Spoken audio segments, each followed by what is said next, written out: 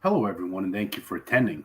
This talk is about the influence of the cult of Acheloios on Thales' philosophical cosmology, wherein I will exhibit the most essential literary and archaeological evidence for connecting the cult to Thales, provide the basic philosophical rationale for positing influence, and most importantly, explain why this new view of Thales and the origin of philosophy proper is significant, not just for Presocratic studies, but for philosophy in general.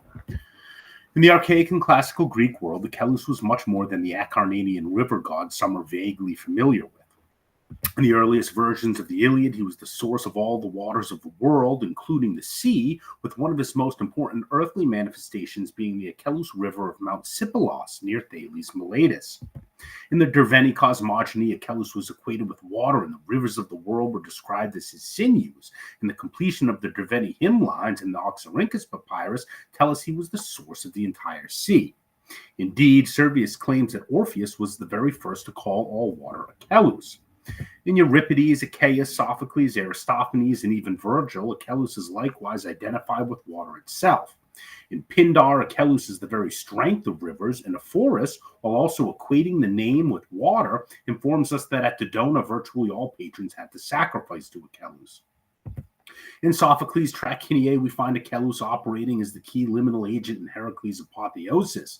In this case, it is engagement with Acheloos that helps purify Heracles' soul before achieving divinity. Plato's Phaedrus, it is abstractions initially prompted by the mythos and iconography of Acheloos that lead the soul to beholding ultimate beauty, being as such. Finally, in certain areas of the ancient world, religious practitioners assimilated with the Acheloosian cult. Using the term achelomorphoth, this was done in order to ask the gods for divine favors. Thus, in many literary and inscriptional accounts, which come from a variety of sources spread throughout the ancient world and span virtually all of antiquity, Acheloos was the ultimate aquatic deity. And in fact, we learn from the T. Scalea on the Iliad that there was a cult of Acheloos at Didyma, the main sanctuary connected to Miletus by a sacred way built during Thales' life. It is therefore no surprise that when we look at the archaeological evidence, we find there is ample proof of the Acheloan cult in Miletus in the 7th to 6th century.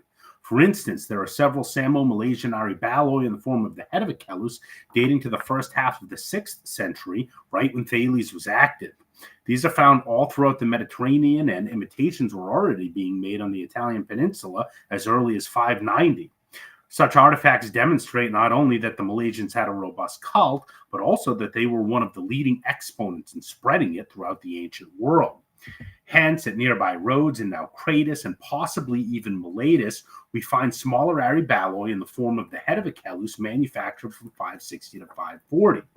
There is also an Ionian gem discovered in Philae featuring Acheloos and Heracles dating 575 to 550. Piece emphasizing that the metamorphosing nature of Acheloos is as old as the cult. In addition, there are two Malaysian pottery shards dating to the first half of the 6th century, both associated with Orphic practices insofar as they were found at Berezan in the northern Black Sea. One featuring a classic Acheloos as a bearded man-faced bull, and the other Acheloos with an ibex horn, a rare but not otherwise unattested detail that might signify a syncretism with Amalthea. There are also many pieces of ancient art dating after Thales' life that feature Acheloos and come from Malaysian colonies. So, for example, in the Sumerian Bosporus, we find multiple heads of Acheloos on a single necklace, reinforcing the fact that all the rivers of the world assume his form. We also find him on coinage at Istris, Olbia, Cyzicus, or in the areas the Malaysians had long-standing contacts, like Cyprus or the Italian peninsula. But the most important piece of evidence is surely an electrum stater minted in Miletus during Thales' life, circa 585 to 550, and found in Egypt, where, of course, Thales is known to have traveled. On this piece, we find a winged Acheloos kneeling in ascent to sacrifice. I had dubbed this coin, which is utterly unique, the badge of Thales, insisting that the iconography captures that very beatific vision operative at the origin of philosophy and was likely designed by Thales himself. But before discussing that vision more, in terms of demonstrating influence beyond spatio-temporal proximity and, of course, the involvement of water, a modified Aristotelian threefold arche, in which Thales envisioned divine water as that from which all things originate, that which underlies and governs all things, and that to which all things return matches up nicely with the earlier tradition of Acheloios, indicating that Thales developed his philosophical cosmology analogously from the underlying religious tradition. This threefold arche fits mostly in line with the now popular reservoir monist view of Thales in the early Milesians, and is surely much more appealing than the classic Aristotelian threefold arche from 983 B 6 through 11, in which we have a material monism in the manner of Hippo. However, it also moves beyond the twofold reservoir arche for two reasons. First, because water is so utterly pervasive, and second, because there is strong evidence that Thales' conceptual scheme included a cosmic nous, gods, and individual daemons/souls that somehow interact or are conjoined with water, making Hoodor divine. With this refined conception of the arche in mind, the first justification that the earlier cult of Acheloios considered him as an originating deity is the fact that Acheloios is the ultimate shapeshifter. He can become literally anything: snake, bull, man-faced bull, some 13 different iconographic variations by my most recent count. And so the idea that the world of appearances is composed of transformations from an underlying reservoir of divine water is implicitly expressed in Acheloios' morphability. Secondly, we have the Iliad lines and corresponding Orphic hymn that position him as the chthonic source of all rivers, streams, deep wells, and the sea. He is their governing origin. Although seemingly not the origin of all things for Homer in the sense of the delineated philosophical arche, that cosmic extension need not be articulated in the poetic tradition to have been a source of inspiration for Thales. Finally, Acheloios' fundamental position as an agricultural deity, virile bull and also the source of the cornucopia in most accounts, associates him with origin and growth, position conducive to the later idea of Hoodor as origin, what with the seed of all things having a moist nature. In terms of the second characteristic, the cult of Acheloios exhibits the idea of that which underlies all things because Acheloios literally underlies the earth, cosmographical vision which Thales advocated when he said the earth floats on water. Many pieces of later ancient art actually depict Acheloios as this foundational figure, particularly in relation to the soul or the gods. In one case, which we will see later, he is literally positioned as the throne of Zeus, much like his position at Dodona, where he operates in a liminal capacity connecting human and divine. In addition, Acheloios is intimately involved with childbirth, the upbringing of youth, and protection of children. So there is a notion of governing or sustaining embedded into the religious practices.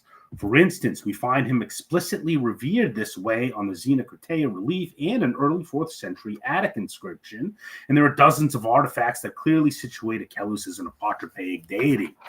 Finally, Acheloios occupies such a governing role in cases of cultic assimilation, fairly well-documented, long-standing facet of his tradition. Here one is united with the god who can help in all sorts of activities, from defense on the battlefield to communication with other gods. And in this sense, the notion of divine water as sustaining and governing is tacitly expressed in the cult. Finally, Acheloios can be seen as presaging that to which all things return because he is very closely associated with death and the transmigration of the soul, key interest to Thales and his favorite pupil, Pythagoras. There are numerous pieces of archaeological evidence that attest to Acheloios operating as a liminal gateway to a final watery afterlife.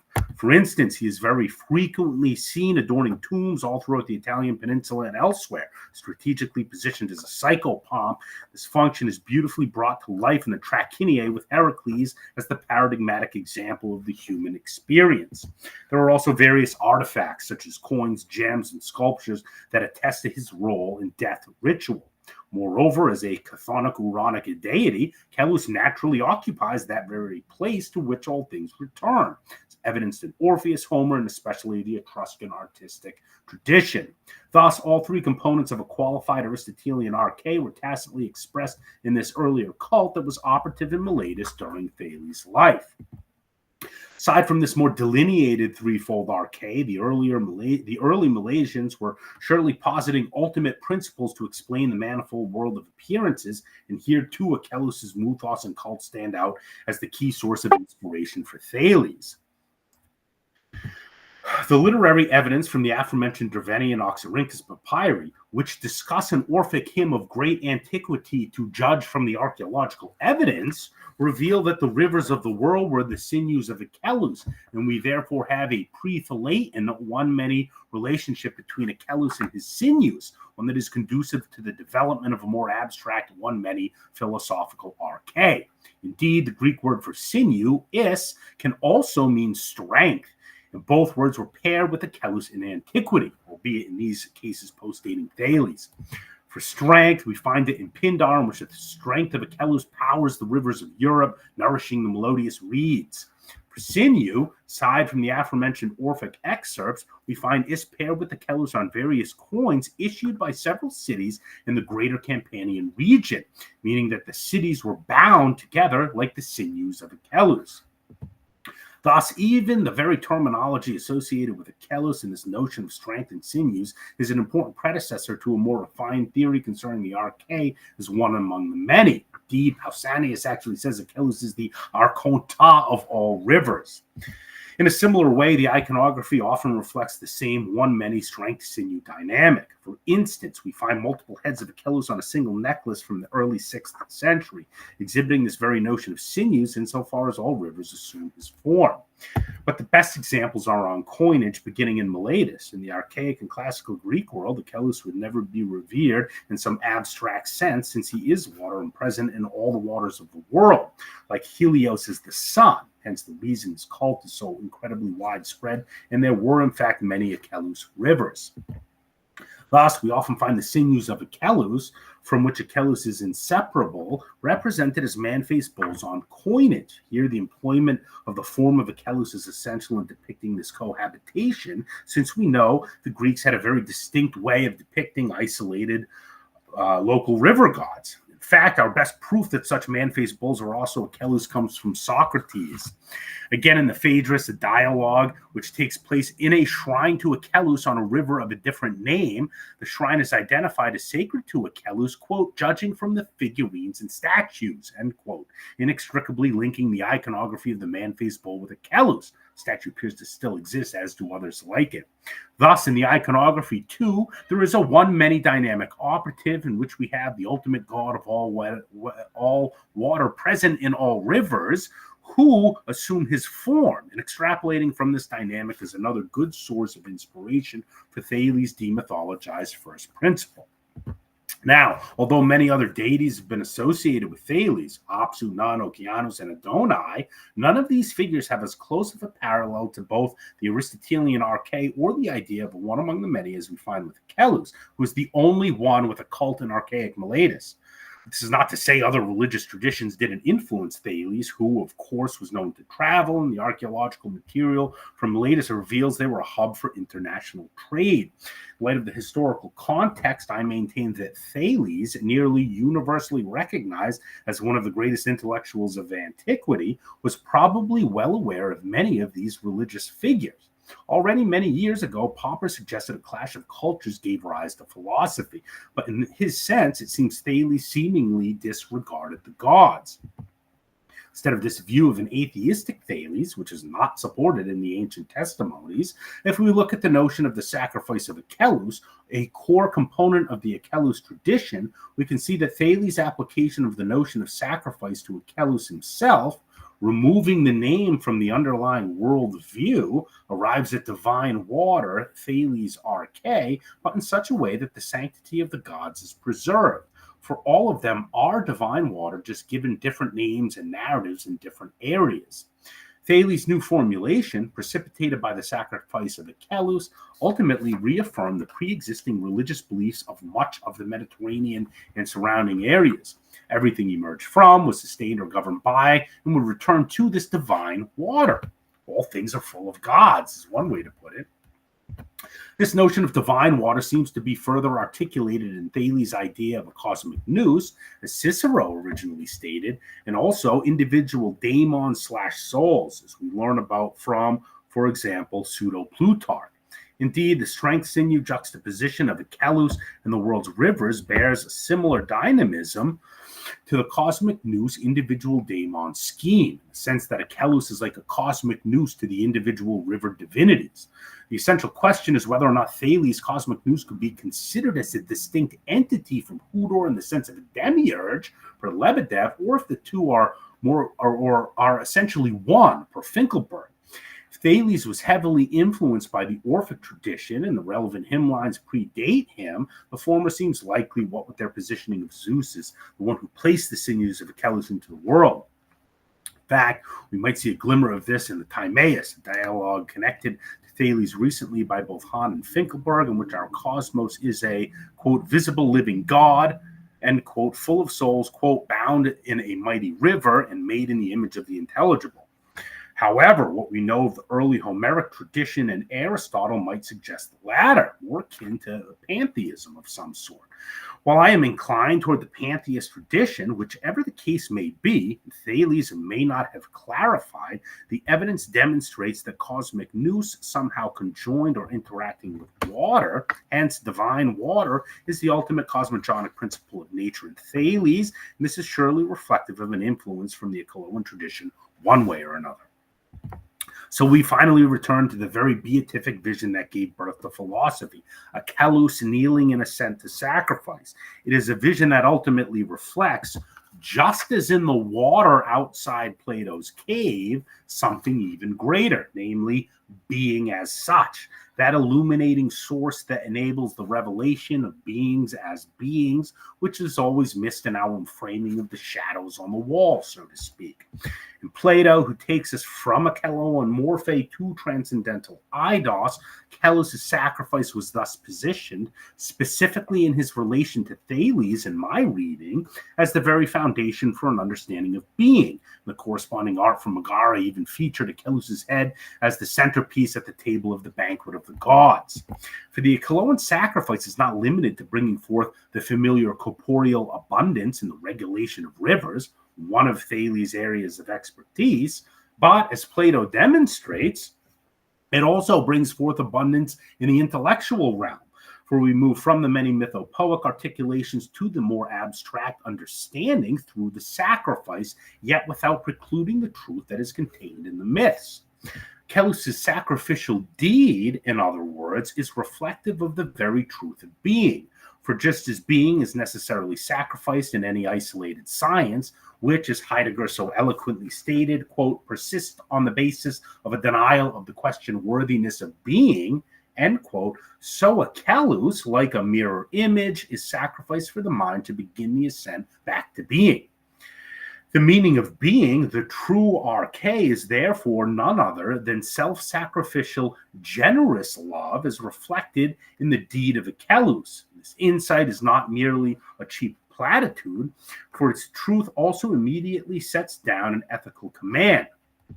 Like Achelois imitated, eventually, like Christ did, this self-sacrificial, generous love must be the cornerstone of any and all true ethics. This does not mean a disinterested, calculative moral protocol, nor does it mean unlimited mercy in the sense that we must bow down and submit as victims to any evil before us. Instead, the universal command of being is the willingness to sacrifice oneself for the purpose of the good in recognition of one's humility. Thales and Socrates demonstrated precisely this. It is only through that sacrifice of pride, essentially, that we can truly become the authentic individuals we are called to be as philosophers. In other words, know thyself as Thales and others inscribed at Delphi. So now we end with Narcissus. He is just like us in the Platonic sense. Elder Philostratus describes him as sitting in a cave sacred to Achelois, transfixed by his own image in the pool. If he would turn away for just a moment, he would see that the image is not really him. But he can't. That level of freedom must be induced through a call from the outside, just as it was for the prisoner, just as it was for Thales and Socrates, and just as it was for me and presumably many of you. Philosophers are those who have heard and responded to such a call to kneel in assent to sacrifice, to venture into the cave and to free others. In short, to love as instruments of the truth of being. For being a philosopher is none other than beholding the beauty of the multiplicity of complementary frameworks that being reveals, beholding the Belo Horizonte of being, in other words, and accepting the moral command that comes from such a vision. Thank you.